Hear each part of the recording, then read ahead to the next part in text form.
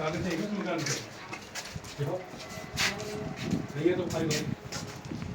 फटाफट खाली करो सर जल्दी करोगे तो मिल जाएगी पुलिस उठा के खाली करो फटाफट खाली करो मकान को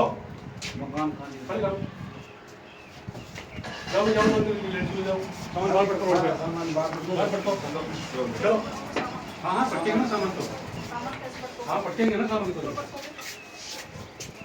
मकान हमारा भी है हाउसिंग बोर्ड का कागज दिखा दो बात बस खत्म। कागज दिखा दो नहीं है तो खाली करो मकान को टोटल खाली हाउसिंग बोर्ड का मकान है हाँ हम कह रहे हैं हम कह रहे हैं ना ना। हाउसिंग बोर्ड वाले हाउसिंग बोर्ड का मकान है खाली करो उसको दावा का बैठे बैठे हुए थे दिन इसको खाली करो खाली अच्छा अच्छा नहीं है पूरी खड़ी साहब ने आप मकान हमारा है कागज दिखाओ ना तुम्हारा तो इधर आ नहीं जाओ है मकान इधर आ ये आ जाओ अरे आ जाओ फटाफट इधर आ जाओ इधर क्यों आ जाओ नीचे आ जाओ नीचे उतर उतरो